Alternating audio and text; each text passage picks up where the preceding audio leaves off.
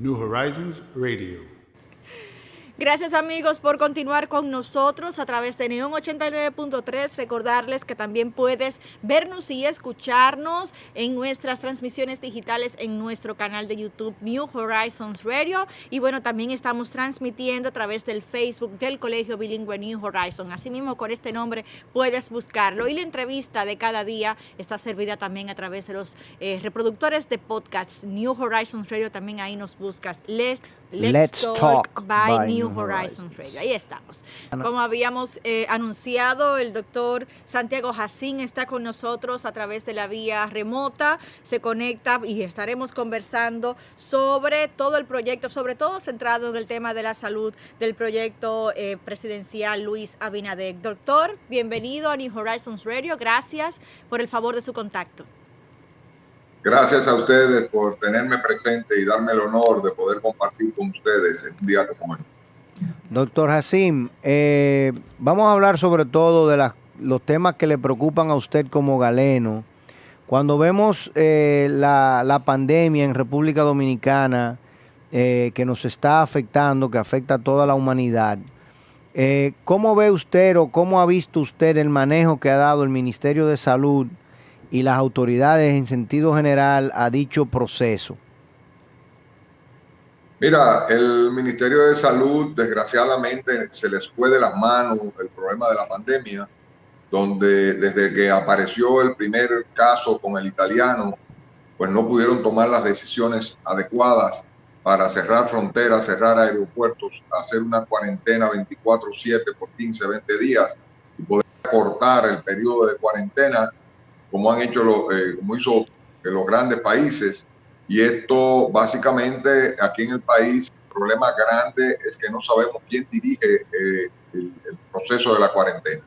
Tú tienes al ministro de Salud Pública, tú tienes al director del Sistema Nacional de Salud y tú tienes también al ministro de las Fuerzas Armadas, que cada uno por su lado toma una decisión y resuelve un problema. De esta forma no hay cómo eliminar la pandemia porque no se está trabajando en común, no se está trabajando en conjunto con un gobierno que ni siquiera pruebas ha comprado, un gobierno que medalaganariamente hace pruebas cuando le interesa o cuando no le interesa no hacerla, donde estamos hoy en día con un 27% de infectados y nadie dice nada, donde desgraciadamente el mismo laboratorio nacional tenemos que no tiene la capacidad por la falta de insumos, según dice el ministro, para hacer más pruebas. Sin embargo, los laboratorios privados tienen la capacidad de hacer pruebas. Entonces, no vemos un interés real del gobierno de la República y del ministro de resolver el problema de la pandemia. Lo han politizado este problema. ¿Usted cree, o sea, usted era partícipe de que al principio, una vez, en primer lugar, vamos a trazarnos dos puntos? Yo siempre he criticado, y de hecho lo editorialicé, el retraso en el cierre de la República Dominicana. O sea, yo le llamé por un mes más de turismo.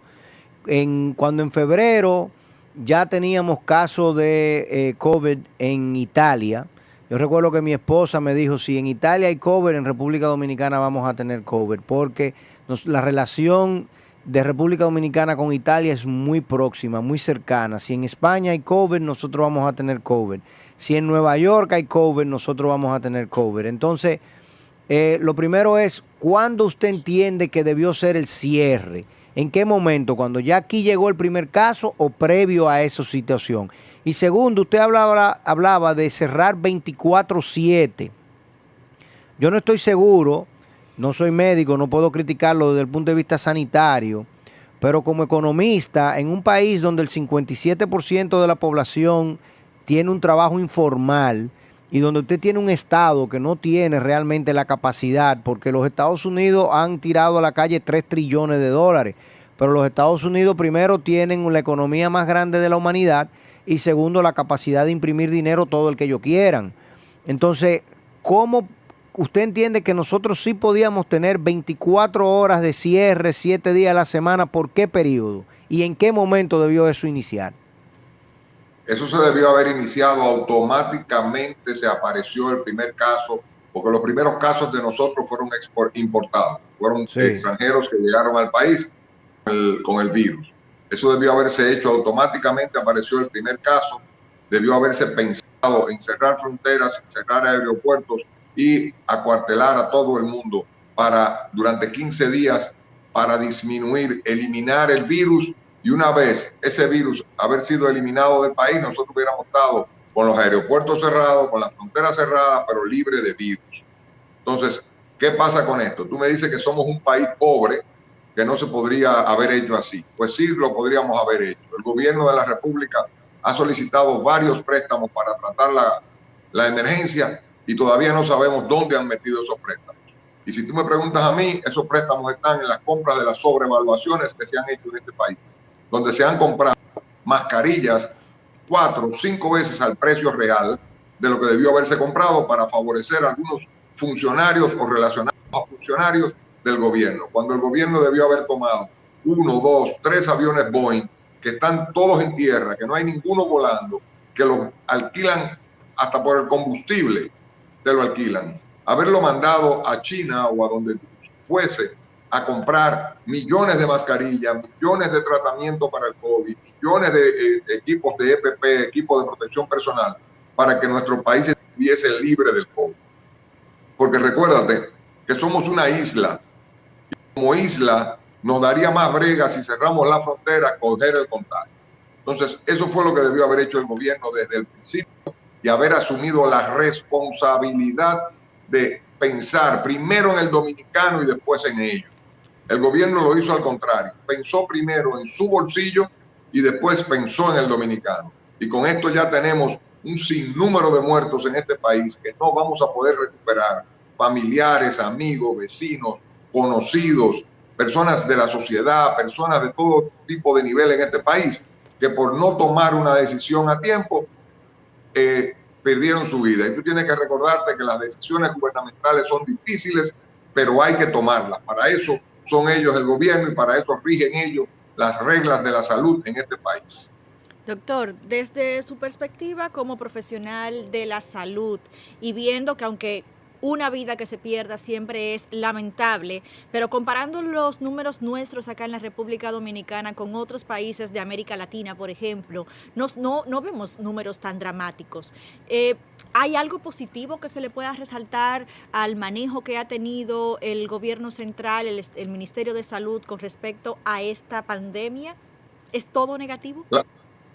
No, hay muchas cosas positivas, como no haber comprado nunca una prueba, hay muchas cosas positivas, como no haber permitido que la oposición ni la sociedad civil le pudiera opinar, ni siquiera tomar la delantera en esto, sino haber compartido ideas con ella. Hay muchas cosas positivas cuando se le dona a un hospital y no aceptan utilizar el hospital porque su ego no se lo permite. Hay muchas cosas positivas cuando tú permites que los funcionarios y relacionados de funcionarios sean los que se beneficien de la salud de un pueblo dominicano. Por el amor de Dios, estamos bregando con una pandemia, con algo que ha afectado el mundo y ya nosotros lo sabíamos, porque tal y como ustedes dijeron al principio, una vez Italia, España y Estados Unidos estar comprometidas, era lógico que nosotros íbamos a estar comprometidos por nuestros vínculos familiares de dominicanos viviendo y viajando a esos países. Entonces nosotros teníamos que saber que esa relación tan cercana que tenemos y esos vínculos tan cercanos que tenemos con esos países iban a afectar a la República Dominicana. Yo entiendo que aquí lo que se hizo fue una política de la pandemia. Desgraciadamente, todos nos pusimos a disposición del gobierno dominicano para que ellos pudieran dirigir un equipo de médicos para controlar esta pandemia. Sin embargo, todo lo que hicieron fue lo que les dio la gana y lo que ellos entendieron, y ahí está el resultado. Tenemos 3 meses de pandemia, aquí no se ha resuelto nada, aquí no sabemos cuándo esto va a terminar, aquí probablemente lo que se le va, ellos van a conseguir lo que quieren, que tengamos un rebote de la pandemia y tengan que cerrarnos de nuevo, cuando ya el dominicano no tiene un centavo ahorrado, hacer un rebote para trancarnos de nuevo. Y ahí entonces yo quiero ver qué va a hacer el gobierno dominicano con nosotros. O es que ellos están esperando perder y entregarle el 16 de agosto ese problema al gobierno próximo. No es así que se gobierna un país, no es así que se toman las responsabilidades de un país que está en tus manos. Tienen que recordarse de una cosa, Cuando usted es presidente de la República, el país es tu casa y el hombre tiene que cuidar su casa. Entonces al presidente le correspondía haber cuidado su país para que esto no llegara a las pérdidas de vidas y pérdidas económicas que tenemos hoy en día. Doctor, yo no tengo una posición tan tajante como la suya, vuelvo y repito, tengo la ignorancia de no ser galeno, no tengo el conocimiento desde el punto de vista sanitario, pero vamos a suponer que entonces a partir del 16 de agosto, el candidato que usted promueve y con el cual usted trabaja, Luis Abinader y el PRM, ganan las elecciones. ¿Cuáles serían las medidas que tomarían ustedes para enfrentar la situación de la pandemia y todas las crisis sanitarias que tiene República Dominicana, tomando en cuenta también que aquí hay un número importante de hospitales, algunos en construcción y otros de muy reciente integración al sistema sanitario y que todavía están en un proceso, digamos, de metamorfosis para poder estar en actividad plena? ¿Cuáles son los proyectos y las estrategias que tienen ustedes planteadas una vez tomen el poder, asumiendo que ganen las elecciones en primera, en segunda vuelta, y ustedes entonces tengan que asumir la conducción del Estado y del problema sanitario? Lo primero que tengo para decirte es que nosotros hablar de aquí a agosto 16 de cómo va a estar el país es muy difícil. Yo te puedo hablar lo que se debió haber hecho cuando empezó la pandemia, porque nosotros no sabemos en qué condiciones vamos a recibir el estado de salud de la República Dominicana. Nosotros no sabemos hasta dónde va a llegar el crimen que está cometiendo el gobierno de turno con el negocio con la salud del pueblo dominicano para ver hasta dónde van a hundir nuestro país. Ahora, yo sí te garantizo una cosa, que un gobierno de Luis Abinader no va a haber negocio con la pandemia. Un gobierno de Luis Abinader, nosotros tenemos que activar los números de pruebas, nosotros tenemos que activar, tener en el país los tratamientos suficientes para nosotros poder bloquear, aislar. Por ejemplo, no puede ser posible que, por ejemplo, en Villamella aparezca un caso y no exista que lo vayan a buscar a él y a todos los que vivan con él y aislarlos. No, aquí se espera, está asintomático que se quede en su casa, pero esa persona vive en una casa de 80 metros donde viven 7 personas, se van a contaminar todos. Entonces tú tienes que ir a hacerle prueba a todos los que están en la casa, los que den positivo, aislarlo, y los que no den positivo, dejarlo en cuarentena dentro de la casa. Son detalles fundamentales para proteger eso. Con respecto a los hospitales, nosotros tenemos un gobierno de salud fallido en nuestro país. Así como tú me dices que no tienes los conocimientos suficientes, pues yo te los voy a informar. El gobierno de la República cerró 50 y tantos hospitales para remodelación. Todavía el MUSA, el Hospital de San Juan, el Hospital de Santiago, el Hospital de Atomayor, el Hospital de La Romana, están aún en remodelación. O sea, hay un sinnúmero de hospitales que no han podido terminar en 8 años. Entonces, imagínate tú si nosotros caemos en una crisis de camas o de cuidados intensivos con esto de la pandemia. Dios nos proteja y nos haga recompensado, porque tú no tienes idea de lo que puede hacer este virus si se despacha. Hemos tenido una suerte de Dios que la edad ha ido bajando en los contaminados. Nosotros estamos, creo que en 38, 39 años. ¿Cuánto? 39 al día de hoy es la medida. Exactamente. Yo te iba a decir 38, 39 sí. años. Esto beneficia mucho porque generalmente quien tiene 39, 40 años no tiene enfermedades concomitantes, no tiene hipertensión, que es la número 1 de peligro con el COVID, no tiene diabetes, que es la número 2, no tiene asma, que es la número 3, no tiene problemas renales, que es la número 4. Y esto ayuda mucho a que el COVID pase como una infección viral y se acabó. Pero si esta infección empieza a llegarle a nuestros viejitos, nosotros nos vamos a complicar de forma tal que no vamos a tener cómo salir de esta pandemia. Doctor, ¿cómo prevén ustedes el tema de la campaña?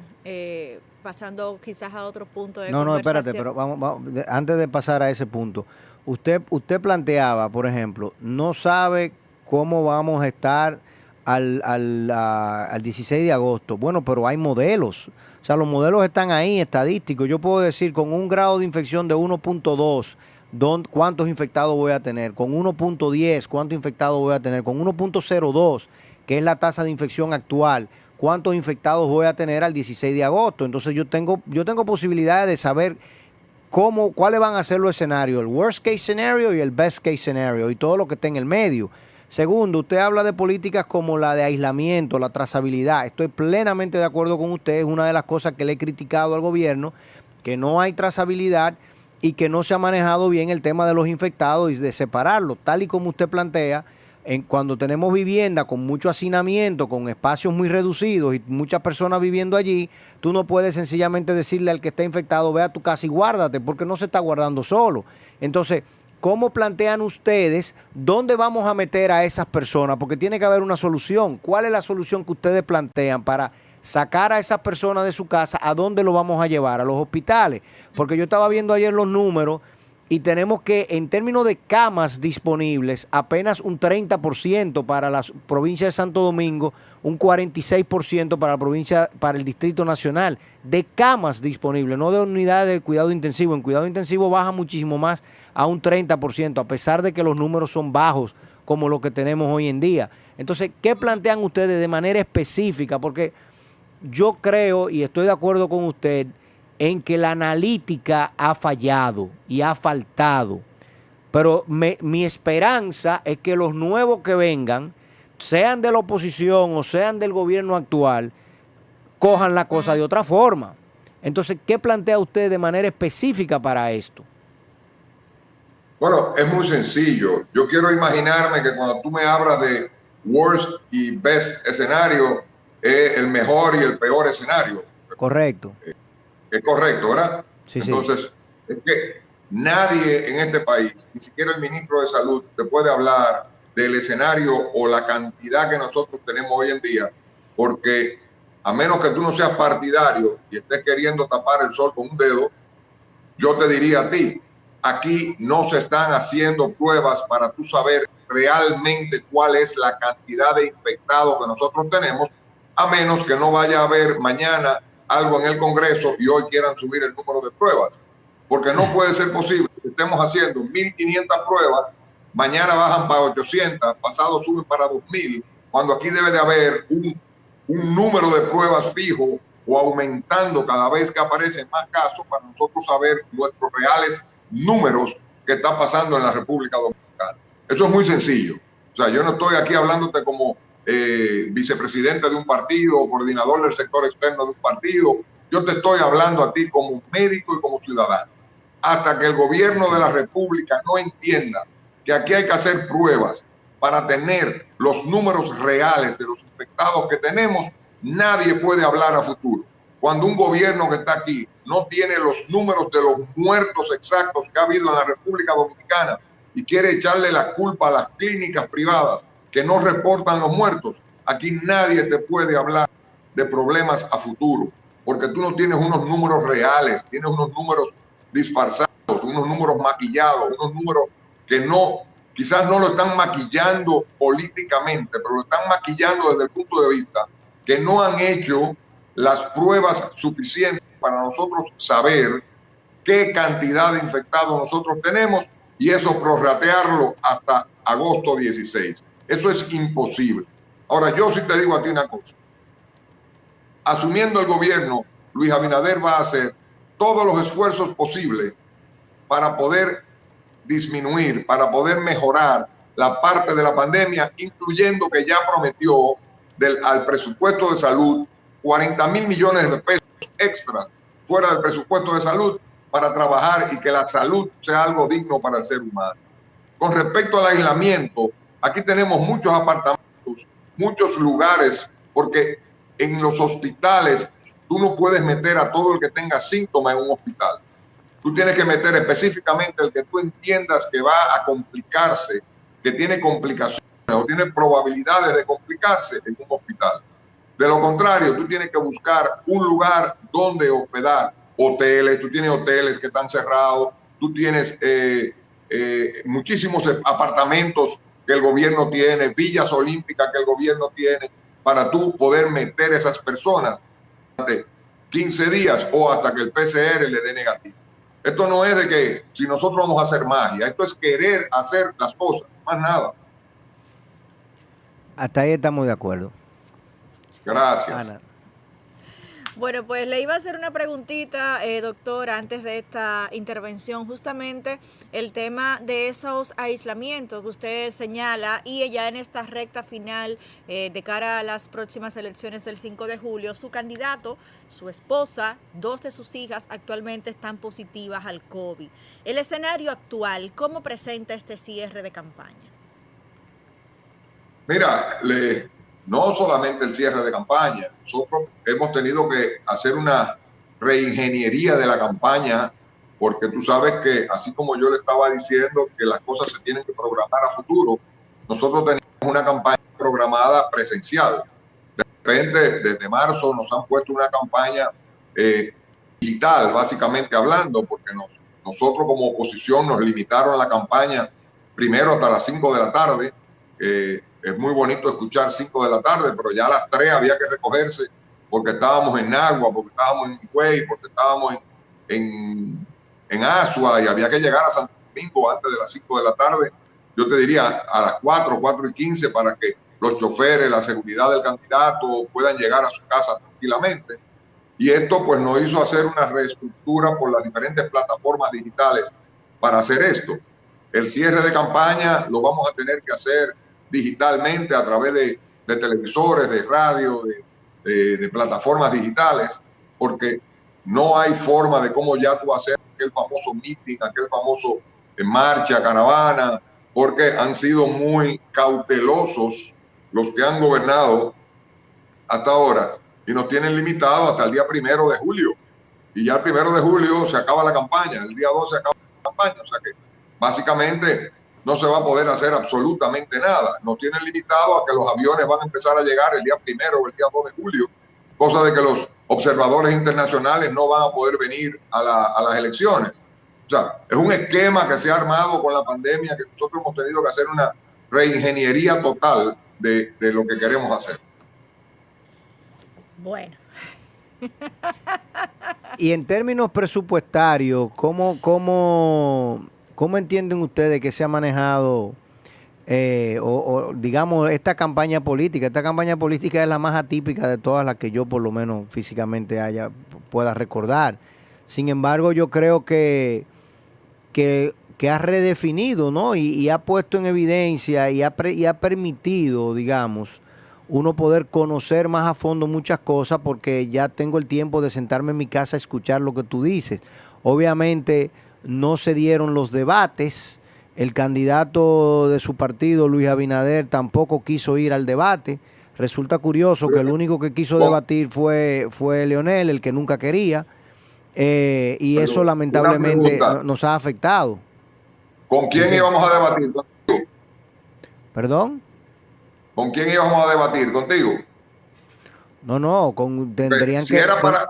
Si es para escuchar el programa de gobierno, Luis Abinader ha presentado su programa de gobierno hace meses. Y sobre todo, es el único candidato de la historia moderna dominicana que no solamente presentó su presupuesto, su plan de gobierno, sus obras a hacer, sino que presentó de dónde va a sacar el dinero. Todo lo que Luis Abinader ha prometido, le mostró también de dónde lo va a sacar. Ahora, lo que queremos saber es por qué no se hizo, por qué la Junta Central Electoral no lo hace por ley, para obligar al que no quiera ir a hablar en público, que vaya a hablar en público y a debatir y no esté copiando programas ajenos. Está bien, doctor, pero un momentito. Estamos de acuerdo, no existe en la ley la obligatoriedad. Eso es una gran falla, que todos queremos que eso se modifique. Que sea obligatorio que los candidatos políticos, el que quiera aspirar a una posición política, sobre todo las más importantes, senador, alcalde de las mayores ciudades que debatieron, de hecho sea de paso, o diputado de las circunscripciones más importantes, y obviamente los candidatos a presidente tengan que ir a un debate. Luis Abinader, como representante de un partido que quiere ser renovador, que es un partido de izquierda, que quiere hacer las cosas de una manera distinta, ¿por qué no quiso ir al debate? Porque la pregunta no es si es para presentar el plan de gobierno o no es para presentar el plan de gobierno. La pregunta es, la idea era que la nación dominicana tuviese la oportunidad frente a un grupo de periodistas y de personas que tienen, digamos, independencia de criterio, que los 3 candidatos, los 4 candidatos, porque creo que Guillermo Moreno debió ser invitado también, tuviesen que enfrentarse allí de una manera plena y abierta, porque la democracia de eso es que se enriquece. O sea, todos nosotros tenemos y merecemos el poder conocer, precisamente que no sea el Estado que avasalle presupuestariamente, como usted se está quejando de una manera muy correcta, y que creemos todos que es avasallante el uso del dinero del Estado para hacer campaña. Bueno, pero la mejor manera de uno enfrentar eso es obligando al candidato del gobierno a que no, mira, tú puedes utilizar todo el dinero que tú quieras, pero cuando te pares aquí frente a las cámaras, aquí es que nosotros vamos a saber si realmente tú tienes las condiciones, la capacidad y la integridad para ser el presidente de todos los dominicanos y dominicanas. Entonces me pareció muy extraño que Luis se negase a ir a ese debate. Y vuelvo y le repito que el único candidato que en esta coyuntura quiso ir era el candidato que siempre nos decía a nosotros, no, aquí no hay calidad para debatir conmigo, que fue Leonel Fernández. En este caso él se sentía que tenía la de ganar y sí quiso ir al debate. Yo estoy seguro que si Luis hubiese dicho que sí, hubiese sido muy difícil para Gonzalo Castillo decir que no. Y si decía que no, él iba a quedar bastante mal. Bueno, cada uno tiene su forma de pensar. Nosotros básicamente hasta que se suspendió el debate nunca dijimos que no íbamos. Simplemente no habíamos confirmado. Pero básicamente... pero entonces ustedes debieron haber aclarado eso, porque lo que salió ante la opinión pública de todo el mundo era que Luis y Gonzalo dijeron que no. Eso fue lo que se dijo. Ustedes como periodistas debieron de haberlo investigado antes de decir que nosotros nos negamos. Nosotros lo que no hicimos fue confirmar. En ninguna noticia tú vas a encontrar que Luis se negó a ir al debate. ¿Entiendes? ¿Por qué no confirmaron, doctor? Simplemente porque estábamos esperando con quién debatir. Más nada. Se suponía que era con esos 3. Nos hubiera encantado, Claro, la iniciativa, dar el primer paso, porque el país necesita, doctor, definitivamente que se instaure la cultura del debate. Y ya lo vimos, el caso de éxito, ¿no? Con el tema de los aspirantes a la alcaldía, tanto en el Distrito Nacional como en Santiago. Se nos ha ido el tiempo y agradecemos mucho, doctor, su tiempo en el día de hoy para esta conversación que como siempre aprendemos, ¿no? Con nuestros invitados. Esperamos que toda la familia PRMista y todos los que en nuestro país actualmente se mantienen afectados, ¿no? Con el tema del COVID. Bueno, hay 219 trabajadores de la salud al día de hoy afectados por el COVID. Bueno, pues que puedan salir con feliz término de esta situación. Y que ciertamente si Luis Abinader y el equipo del PRM toma el poder el 16 de agosto, pues que veamos grandes transformaciones en el sector sanitario, que es muy necesario. Yo creo que, al igual que usted, estamos de acuerdo que esta pandemia ha develado todas las cosas, las falencias que tenemos aquí, cómo nos hemos olvidado del sector sanitario, del sector salud, atendiendo otras prioridades quizá y no atendiendo, mal utilizando muchas veces los recursos del Estado. La familia New Horizons le manda un caluroso saludo. Inclusive tengo a uno de mis tíos, Alejandro Tirado, que también le manda un saludo a usted, doctor, y muchas gracias por habernos acompañado en el día de hoy. Gracias a ustedes, un abrazo a Alejandro y a todas estas personas que están viendo a New Horizon, y estaremos siempre a sus órdenes para lo que quisieran debatir o cualquier duda que tengan, me pueden llamar sin ningún problema. Le agradecemos. Muchísimas gracias. New Horizons Radio.